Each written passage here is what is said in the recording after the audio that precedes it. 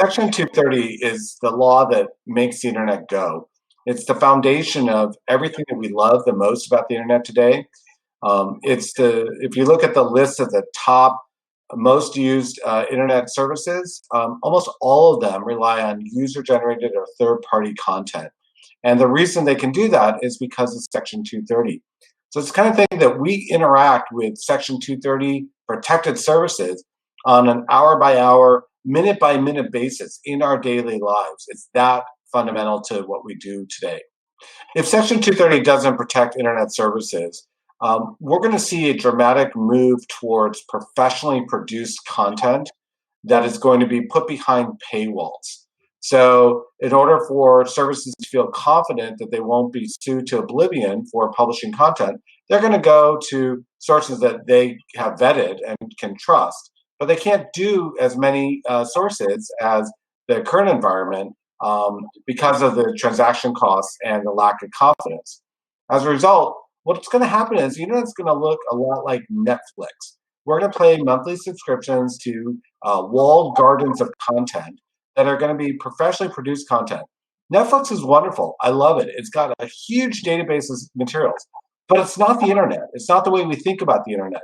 Netflix acts as a gatekeeper to what content's available in that database, whereas the internet lets us have access to a much wider range of diversity, and it lets us have a voice. So what's going to happen without Section 230 is the internet will morph into something that looks a lot like Netflix, and all of us will be poorer for it. Well, Google and Facebook are special only because they have so many resources and they have such high margins that they might be able to figure out a way to both manage their database to reduce the risk and then insure or self-insure for the things that they missed. It's going to be incredibly labor intensive to try and build something that manages risk and still allows for the diversity of voices that we're used to in the past. So maybe Google and Facebook will figure that out. Nobody else will. So the most likely scenario is we'll have Google, Facebook, and Netflix-ish, or the internet that turned into Netflix. That's what I anticipate we're going to see in the internet. I don't see how the small guys win without Section 230. It is the essential lifeblood of their ability to exist and compete. A few things have happened that have really undermined the ecosystem surrounding Section 230. In the first nearly 20 years of the internet, we still respected the potential of the technology. We thought this could get better, and we're excited to see how it will get better. And with the emergence of the internet incumbents like Google and Facebook, there's a fear that things have slowed down, that this is as good as it's going to get. So we don't have the same dynamism and excitement about the potential future of the internet as people become more fixated on the idea Google and Facebook are the end game of the internet. Furthermore, Facebook in particular has made a series of choices that have undermined my trust. Have undermined our trust in Facebook as a reputable, trustworthy player in our ecosystem. And as Facebook makes those mistakes, they start to undermine our confidence that the internet incumbents are actually doing what we want them to do and that they're looking out for us as a community. So that creates the precondition to think we need to fix Facebook. And the way to fix Facebook is to tell it what to do. Now that's censorship. They can't actually do that. But the idea is fix Facebook and then we'll all be better. We'll all enjoy society better. And that's what has really created the precondition for Section 230 reform. People are saying, I need to fix Facebook. Section 230 is stopping me. How can I get around it? Get rid of Section 230 and we'll be good to go. The other thing that's happened is that as we've grown the amount of our lives that we live on the internet, we're seeing more situations where we recognize how bad people treat each other in our society. We can see that it becomes visible on the internet in a way that we would not necessarily see in the offline world. And that horrifies us. We wish that weren't the case. And we want to have tools to redress this default baseline level of antisocial behavior among humans. And Section 230 looks like it's a blocker for that. So as the internet has become more popular as a part of our society, it actually exposes things that we wish were different. Section 230 takes the blame for it. There's a really mixed view about Section 230 among traditional publishers. On the one hand, many publishers are pro free speech, and they know Section 230 is a benefit to free speech. So they're philosophically inclined to support it. But there's also a lot of envy among traditional publishers that the rules are different for them, that the internet guys get a free pass and the offline people don't. And that dichotomy between legal treatments is hard for them to understand. So I do think that there's some skepticism among publishers towards Section 230. I'm not sure if they're going to lead that charge, however, because of the fact that they have such divided emotions.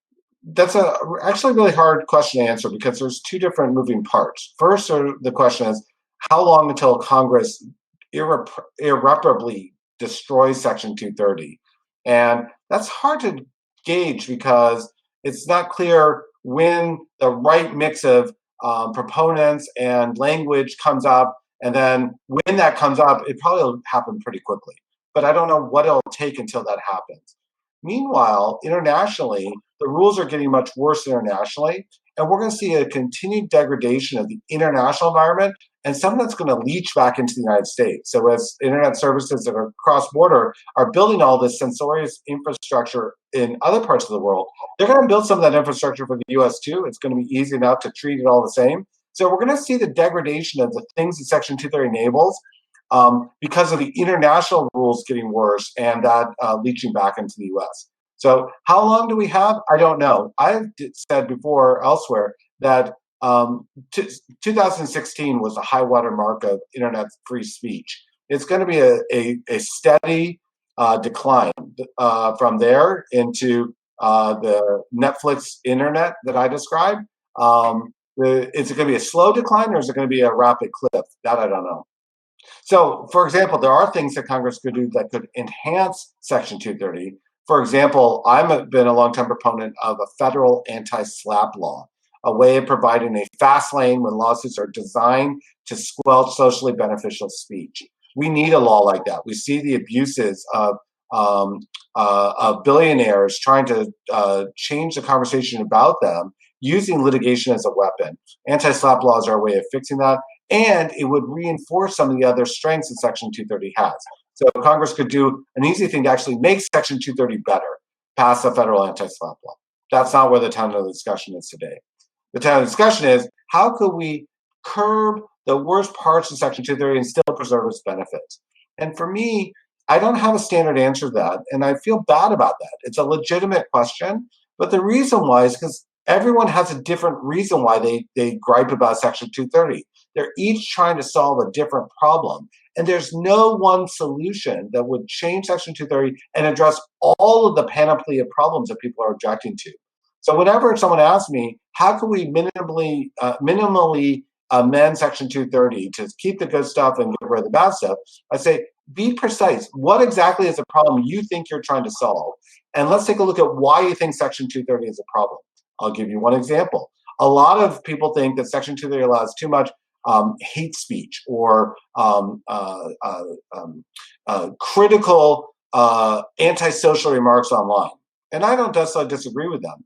But if we take away Section 230, the First Amendment is still going to apply to that content. They won't actually advance their objective whatsoever, eliminating Section 230. They're not going to reduce the volume of that bad content, but they will make things materially worse by having changed Section 230. So my question to anyone says, what's your minimum acceptable trade-off, Goldman? My question is, well, what problem are you trying to solve? Be very precise about that problem, and then I can start to work with you on an answer. And it might be that you can't fix the problem you're trying to solve, Section 230 reform or not.